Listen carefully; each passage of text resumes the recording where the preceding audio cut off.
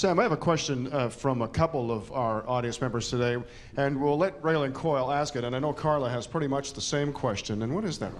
Hi. First of all, I want to thank ABC6 for having this meeting. I mean, it's out of control. And my family, we have been through hell. It would take a month to explain everything I have gone through with my son's addiction. But my biggest question is, how is it getting here? Why? I mean, where is it coming from that it's getting in here so easy as going to McDonald's and getting a sweet tea? I mean, I don't understand this. Sam? Well, that's a really good question. And, you know, for many years, heroin, New York was the big hub for heroin because most of the heroin came from Turkey, came from Afghanistan, came from Southeast Asia, and that was the case for many, many years. But heroin's a commodity, and it obeys the laws of economics the way any commodity will. And so if you can find a closer, therefore cheaper source, that will outcompete sources that have to come 7,000 miles to get to even New York City. And that's essentially what has happened in America today. We don't get any heroin that doesn't come from Latin America. Almost, I mean, a minor amount. Is it pie in the sky to say just choke it off?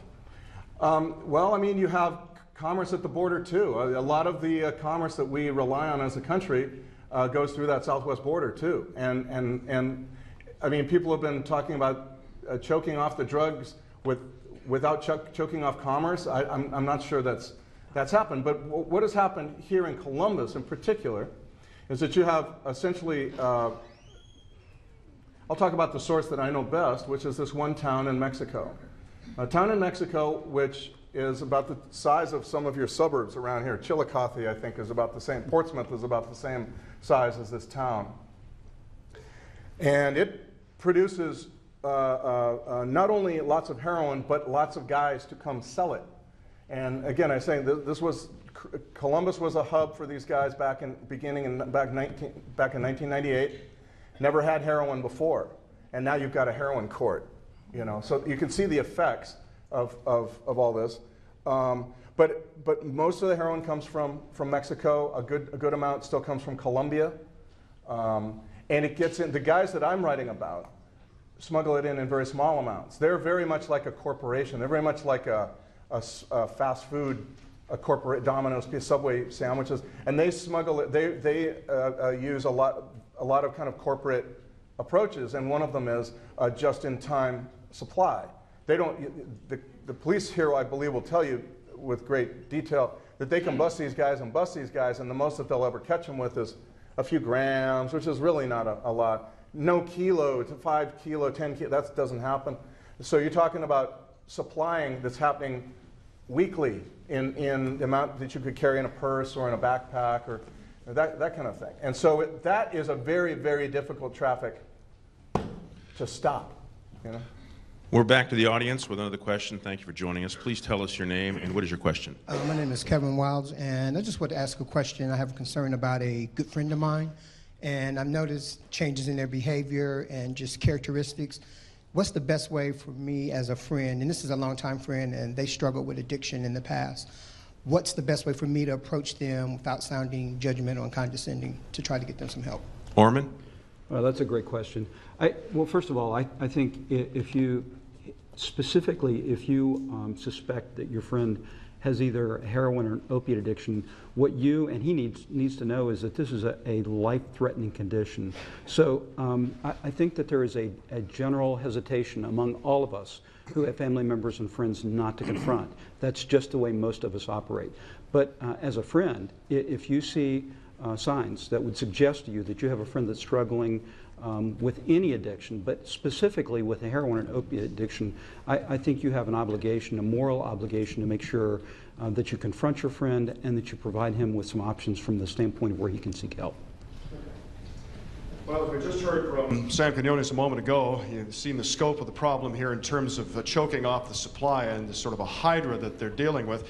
The man in charge, at least from an Ohio standpoint, of making sure that dealers are identified, sourced, and this supply is in fact interrupted as best it can, is the Attorney General Mike DeWine. We're also very pleased this evening to welcome the Attorney General to our audience, and he has a few words as well for you gathered here and you in the audience as well. And thank you again, Mr. DeWine. Well, let me first thank this great panelists for being here, panel members, and Channel 6. Not only are you doing this tonight, you've been doing this week after week with a real focus on this problem that we have. You know, as Attorney General, I have a kind of a unique perspective. Our job really is to work with local law enforcement around the state, all 88 counties. And so we know what's going on. This epidemic that we're seeing with heroin, and it truly is an epidemic, is different than anything I've ever seen. I started as a county prosecuting attorney in Greene County in the 1970s. We would expect to find heroin in our major cities, but not horribly prevalent.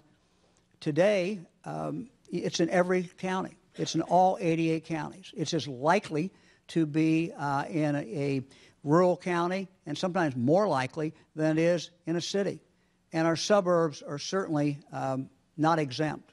So if you're watching this tonight, your community has a heroin problem, because every community in this state has a heroin problem.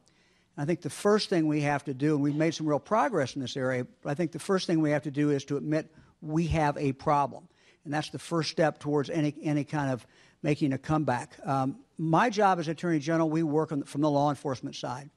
And we work with some great police departments. We work with the DEA. We work with the sheriffs. We work with the prosecutors, the police.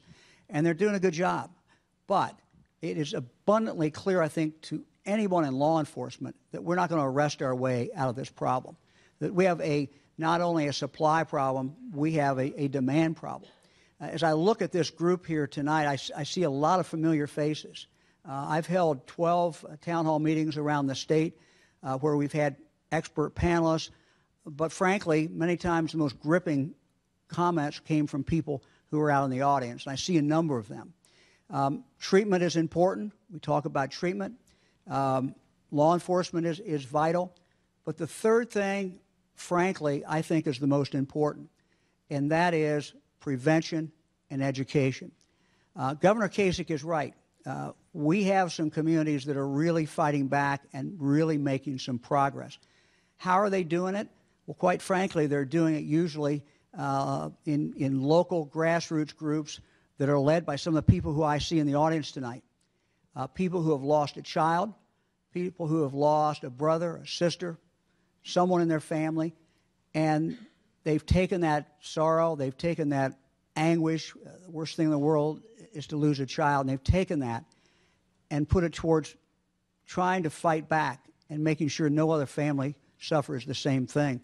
So I guess my challenge to anybody watching this tonight is look at your local community, recognize you have a problem, and if you don't have a local grassroots organization to deal with education that includes the churches, the business community, that includes educators, if you don't have that, put one together.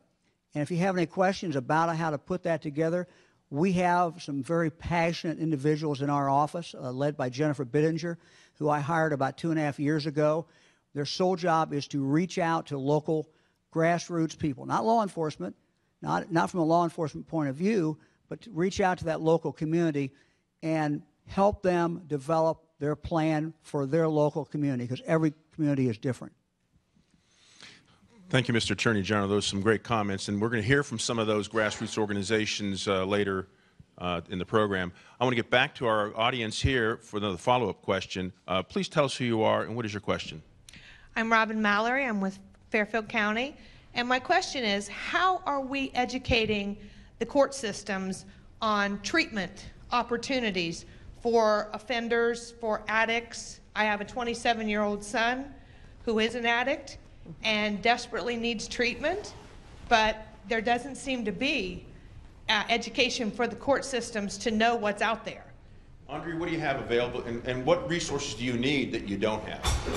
Well, we're in a really unique position here in Franklin County. When we talk about Ohio in general being ahead of the curve in many ways, both in mental health and chemical dependency treatment, we also have a legal system that's ahead of the curve. And one of the things that we decided 10 years ago was we started a mental health program docket. And during that process, what became evident were there were many people who were being misdiagnosed with a mental illness, when really what they were dealing with was a chemical dependency issue that also was masked. A lot of times a person would be diagnosed as bipolar and referred to the mental health court program when indeed they were actually binging and using crack and cocaine. But about 20 years ago there was this major shift, and you referenced it. You know, you can look throughout history and see the judicial system and what the interference was with regard to opiate abuse. So you can go back to the railroad days and the Harlem Renaissance, and these were things where we were looking at heroin as almost this kind of eclectic, cool thing to use. We gave it to housewives to deal with their temperament, to make sure that they weren't feeling fatigue. And now, when it went from being prescribed as something that you deal with an anxiety disorder to someone being addicted to it, and now they're no longer able to receive that script, they're going to the streets to get it. And when they're copping, when they come into the court, they're charged with a felony. They are not charged with a misdemeanor. We are in a unique position in Franklin County in that we've worked with the prosecutor on both the county and city side to say this is a first or second time offense. We're not looking to criminalize a person who is ill with the disease. We are looking to help a person receive treatment. In order to do that, you had to have treatment agencies who would come to the table. And be honest, you know, we work with the Adam H. Board, we work with a lot of grassroots organizations, but at the end of the day, what many of these people need is a bed. They need a bed that they can detox in. We don't have them.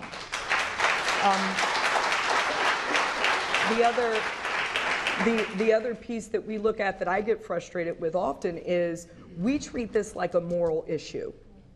And I would be remiss if I said, you know, when this was affecting the quote-unquote urban community, the impoverished Appalachian community, people were saying, why aren't you seeing this disease any longer? Well, the reality is it has now gone from that urban environment and sprawled out just like we've sprawled out into Powell and Lewis Center and all of these other counties. And with that comes a criminal mindset. When you describe what happens, it's a business.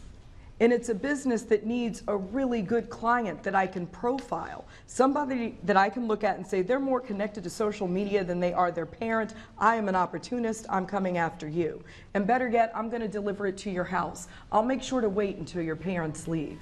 Matter of fact, I'm going to give you my personal cell phone number. And on the day that you decide that you don't want to use anymore, I'm going to do you one more favor. I'm going to give you one last hit. Oh, yeah. And I'm going to do it for free, because I know that last hit will never be your last hit. So what the court has done is wrapped around and said, okay, we can't look at this as a moral issue. We can't just look at it as a disease. We obviously can't lock them up. We need to do something that is holistic. And if holistic is, I need to teach you that this is not a disease that has a pathology or a biology background, but more of a brain function, and it changes the way that you think and behave. I need to bring your family into the mix, and we need to call a spade a spade. Chances are there's been addiction throughout this family, and I need to give the entire family the opportunity to heal. When it comes from me as a clinician, it means very little. When it comes from a judge who's wearing a black robe who tells you I have 6 months to 18 months on the shelf for which I can incarcerate you and give you what is called spontaneous recovery, but the likelihood of you coming out and using again is increased twofold. What we're trying to do is say, I'm not judging you. The young man came up and said, how do I make sure that he knows? You're not judging him. I'm helping you. I'm walking this walk with you. Know that they're going to fall down. And when you hear from a judge, it's okay if you fall, I just need you to keep coming back, the impact of that is so significant, it's even hard to articulate. Paul Schoonover, let's further what Andrea had to say there so eloquently. Matt died, your son, the day after coming out of rehab, took his fatal shot. Is that a service you could have used? What more could you have used? What did that teach you? Matt was not at that point in his life where he had broken the law to end up in a court system. He had come to us and told us that he needed help for his addiction, and we had put him into rehab. So I really applaud the efforts of Judge Vandekar. We are lucky to have him. We are so lucky in Ohio to have a governor who cares so much. and his staff that cares so much about us. On Mother's Day, we got 2 special emails. One was from Director Bonnie Berman, who's the head of the Department of Aging. Said she was thinking of us that day. We worked very closely with Bonnie in the Start Talking initiative, and how important that was that she remembered that day.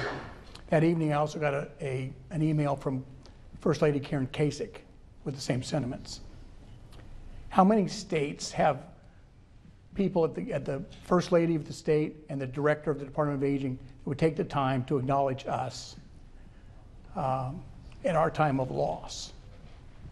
So there are just so many people. I look out in the audience, I see so many people. This is a who's who of people that are here to help in Ohio. I look out and just everybody is doing so much. There's so much good work going on, whether it's community coalitions like Tyler's Light or action groups like Drug Free Action Alliance or Youth to Youth or Comp Drug. These people are all committed. And I look out and I see Sarah Nerad in the crowd from Ohio State, and the amazing things going on at Ohio State, and how lucky we are to have all these things going on around us to help our loved ones who, none of them ever chose this. No one ever said, hey, I think I'll become a heroin addict. It just happened. And it's, I'm very convinced that it wasn't a choice, it's a disease. And we need to continue to work with that. And so programs like the drug court are fabulous. I remember hearing Judge Vandekar speak early on saying, the first meeting we went to after we lost Maddie, he said the heroin addicts were the easiest people to deal with because they were all just nice folks, good kids. And so we are lucky to have that as we move forward, and we continue to push and we educate, and we know that from our perspective, the areas that we need to focus on are awareness, prevention, treatment, and recovery. And we need to attack all of those issues together as families and communities and groups. I was yesterday at a meeting, the statewide coalition meeting. When I saw people from all over the state, it was the first time I had been at that meeting. See committed families, committed moms and dads working to save their kids. And so it's going on all over the state. And we just need to get those groups to continually work together as we move forward and do that. So